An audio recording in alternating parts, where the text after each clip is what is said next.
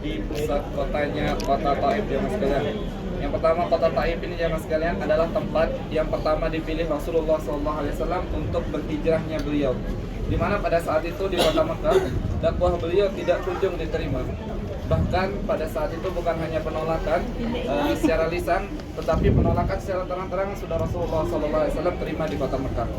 Nah, di samping itu, di tahun yang sama juga, paman beliau sebagai pelindung dakwah beliau, sebagai pembela dakwah beliau, Allah Subhanahu wa taala panggil, meninggal pada saat itu, wafat. Kemudian juga dalam waktu yang berdekatan istri beliau juga wafat jemaah sekalian. Jadi tahun itu betul-betul tahun kehilangan di dalam kehidupan Rasulullah SAW. Paman beliau dipanggil oleh Allah Subhanahu wa taala, kemudian istri beliau juga dipanggil oleh Allah Subhanahu wa taala. Sehingga beliau merasa bahwa di Makkah sudah tidak punya siapa-siapa lagi untuk mendampingi dakwah beliau, untuk menjaga dakwah beliau jemaah sekalian.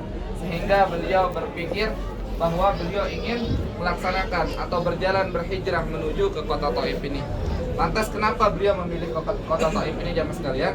Karena sebagaimana yang kita ketahui bahwa Rasulullah SAW menghabiskan masa mudanya untuk mengembala. Nah, secara kita lihat bahwa di kota Taif ini di sini hijau. Jadi Rasulullah SAW menghabiskan masa kecilnya untuk mengembala di sekitaran kota Taif ini jamaah sekalian. Serta juga ibunda beliau Siti Aminah berasal dari kota Taif ini. Jadi banyak keluarga beliau dari kalangan ibu beliau berada di kota Taif ini jamaah sekalian. Sehingga beliau berhijrah berjalan menuju ke kota Taif ini. Dan sesampainya di kota Taif ini, beliau langsung mendatangi petinggi-petinggi daripada Bani Saqif yang ada di kota Taif ini. Beliau menawarkan agama Islam, beliau berdakwah tentang Islam. Namun apa jemaah sekalian, beliau ditolak. Penolakan yang didapatkan oleh Rasulullah SAW. Bahkan bukan hanya sekedar penolakan secara lisan, tetapi Rasulullah SAW dikejar-kejar seharian di sini. Dilempari dengan batu, dilempari dengan kayu, dilempari dengan tulang unta jemaah sekalian. Sehingga Rasulullah SAW ketakutan. Berlari Rasulullah SAW sehingga beliau sampai diselamatkan oleh seorang budak namanya Adas pada saat itu. Jadi di Arab ini jamaah sekalian, jika kita sudah masuk, misal kita dikejar oleh seseorang, kemudian kita masuk di lingkungan rumah ataupun di kebun milik seseorang, maka apa? Penduduk Arab itu tidak boleh masuk. Jadi istilahnya kalau sudah masuk di kawasan otomatis sudah ada penanggung jawabnya kawasannya. Begitu juga yang dialami oleh Rasulullah SAW. Nah, di samping itu Rasulullah SAW diselamatkan oleh seorang budak jemaah sekalian namanya Sayyidina Adas, Nanti kita akan lewat di masjid tersebut jemaah sekalian, namun kita tidak boleh berhenti di situ karena tidak ada tempat parkir. Nah, Rasulullah SAW mendapatkan penolakan yang luar biasa di sini. Bahkan ingin dibunuh, ingin dicelakai oleh masyarakat kota Taif. Namun kesabaran yang luar biasa, ikhlas, ridho hatinya Rasulullah SAW menghadapi ujian yang diterima dari Allah Subhanahu wa taala. Sehingga pada saat itu melihat kondisi Rasulullah SAW yang sudah terluka, kesakitan, lelah, Rasulullah SAW dikejar. Hingga datanglah malaikatul jibal, malaikat-malaikat yang menjaga gunung-gunung di sekitaran kota Taif ini jamaah sekalian, menghampiri Rasulullah SAW. Di mana malaikat ini sudah meminta, sudah menghadap kepada Allah Subhanahu wa taala. Sehingga malaikat ini mengatakan kepada Rasulullah SAW, "Ya Rasulullah, angkatlah tanganmu, minta kepada Allah Subhanahu wa taala agar aku ratakan masyarakat kota Taif ini, agar aku tindih masyarakat kota Taif ini dengan gunung-gunung yang ada di sini. Akan aku pindahkan gunung-gunung ini dan akan ku timpa masyarakat kota Taif yang tidak tahu sopan santun dan tidak tahu adab kepada dirimu ya Rasulullah." Kemudian apa kata Rasulullah SAW jamaah sekalian?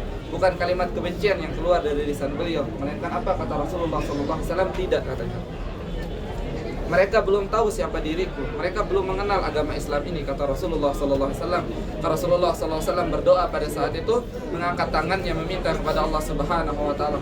Ya Allah, kata Rasulullah SAW, setelah di Mekah aku ditolak, kemudian aku ditinggalkan, kau panggil pamanku, kau panggil istriku dalam waktu yang berdekatan, aku sudah tidak punya siapa-siapa lagi ya Allah.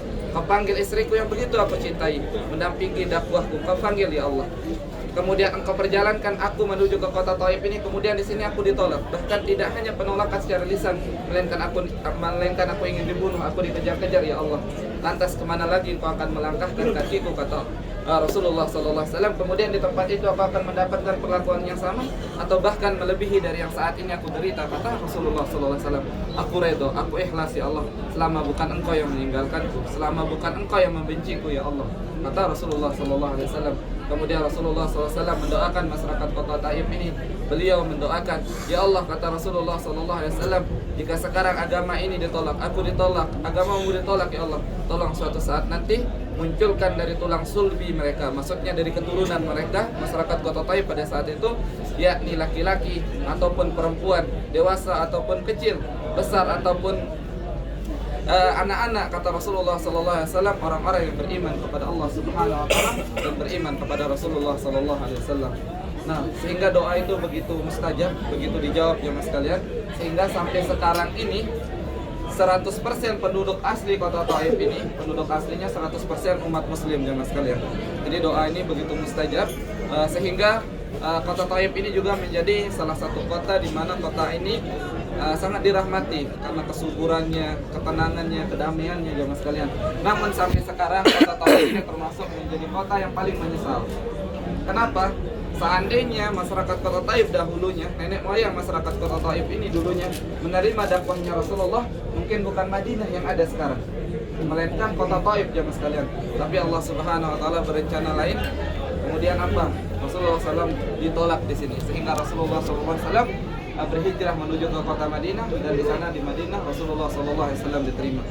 Nah, ketika ditolak di kota Taif ini jemaah sekalian, kemudian Rasulullah SAW ikhlas, Rasulullah SAW ridho, menyerahkan dirinya kepada Allah Subhanahu Wa Taala, maka beliau kembali lagi ke kota Makkah. Beliau sembunyi-sembunyi masuk ke kota Makkah jemaah sekalian. Barulah pada saat itu ketika beliau tertidur di samping Hajar Aswad, datanglah malaikat Jibril membawa kabar gembira bahwa Rasulullah SAW diundang untuk melakukan Isra dan Mi'raj di bulan Rajab jemaah sekalian. Jadi diperjalankan, dihibur Rasulullah SAW. Isra dari Masjidil Haram ke Masjidil Aqsa, kemudian Mi'raj dari Masjidil Aqsa ke Baitul Maqdis atau Sidratul Muntaha jemaah sekalian. Sehingga apa? Pada saat itulah turun perintah sholat. Hikmahnya apa? Rasulullah SAW pada saat itu sedang merasa kehilangan, sedang merasa sakit, sudah merasa tidak punya siapa-siapa lagi di atas dunia ini. Baru pada saat itu perintah sholat turun. Sehingga apa hikmahnya? Ketika kita merasakan kehilangan, ketika kita merasakan kesedihan, kita dalam ujian yang berat jemaah sekalian, maka cara terbaik untuk kita mendekatkan diri dan mencari jalan keluarnya adalah dengan kita memperbanyak sholat. Nah, itu adalah kisah Rasulullah SAW di kota Taif ini.